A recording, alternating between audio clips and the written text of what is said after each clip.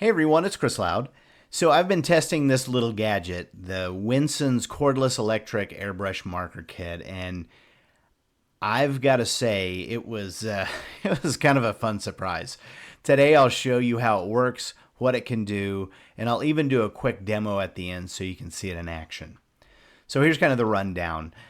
This thing is a portable, rechargeable airbrush system that works with alcohol-based markers. The ones that it comes with use quick drying, high quality pigment that really kind of sprays nice and smooth without clogging. It has a lithium battery, which lasts a little over an hour of continuous spraying, which for me is plenty of time for most projects I work on. It has a full recharge capability that takes about 2 hours with this USB-C cable that's included. You just plug it in into a USB adapter or even your laptop, which is what I did, and it's super easy. It also comes with 5 stencils. The stencils are ones that I probably won't use a whole lot. They're more animals and things that like that, but definitely kind of fun to play with, and I'll show you one of those in action here. So it comes with 2 tips. One wider tip and a thinner tip, and the wider tip is what we're going to put into the actual airbrush. And you just line it up, and we'll give it a try here. So, close to the paper you get a stronger burst of color, and if I pull back, it creates this nice soft gradient. And honestly, it reminds me a little of spray paint, but without the huge mess or smell. Kind of like a mini no cleanup version. So I'll show you this stencil here and start just using this red color as my test, and you'll see how clean this comes up. Now you can spray it longer than what I'm doing. I'm just giving a quick test, and you can get even darker, more rich color on this. And since this does spray fine ink particles, I recommend wearing a mask while you're working with it. It's the same deal as when you use spray paint or a fixative. Better safe than sorry.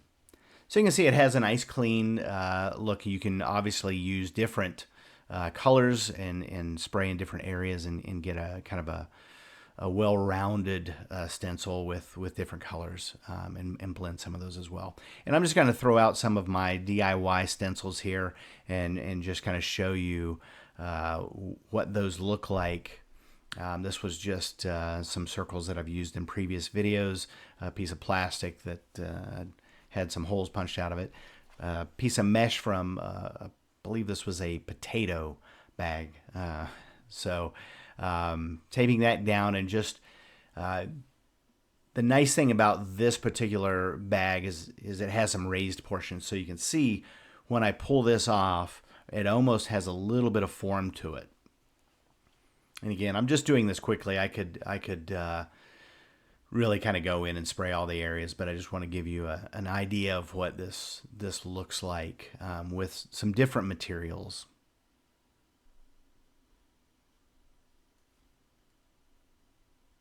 So I think this is with stencils, it's really a great opportunity to get some strong textures.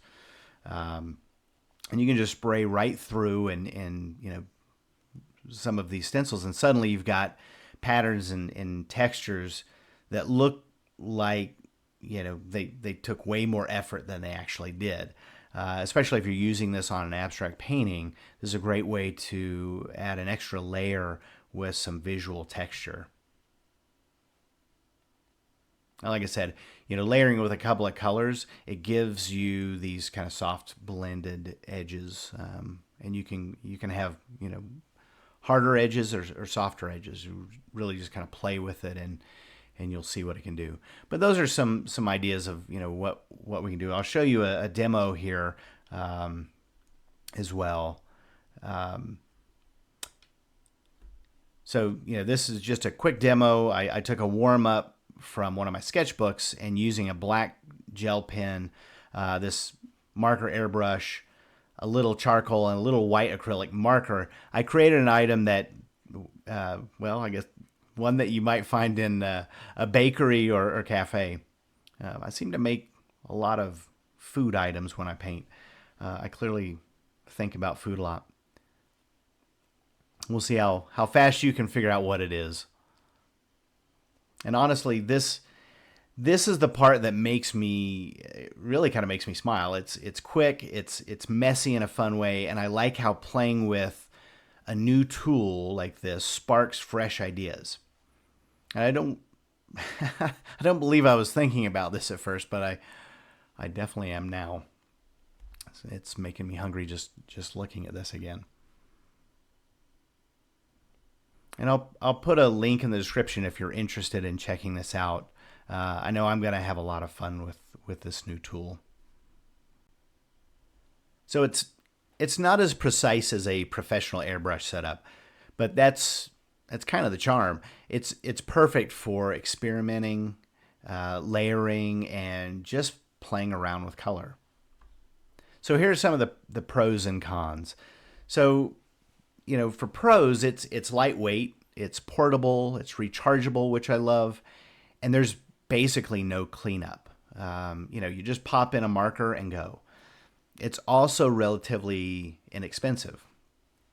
Some of the cons, obviously you're limited to whatever, colored markers you have. But honestly, that limitation will push me to try, some fun new color combos. And plus, Winsons does have large sets of alcohol markers in a variety of colors. I'll probably get a larger set of these markers so I can utilize this with some abstract art. And one thing to keep in mind as well is that if you build up thick layers of alcohol markers, they can have a little bit of a glossy appearance. So some people don't like that glossy sheen. Others don't mind it. It honestly doesn't bother me at all. So overall, I think the Winsons electric airbrush marker kit is a fun little tool to play with and add to the art toolbox. It's not going to replace a full airbrush setup, but for sketchbooks, journaling, and abstract layers, it's a blast. If you like experimenting with textures and atmosphere, I think you'll really enjoy this. And like I said, I'll put a link in the description if you're interested in checking this out. So thanks for watching and keep on painting.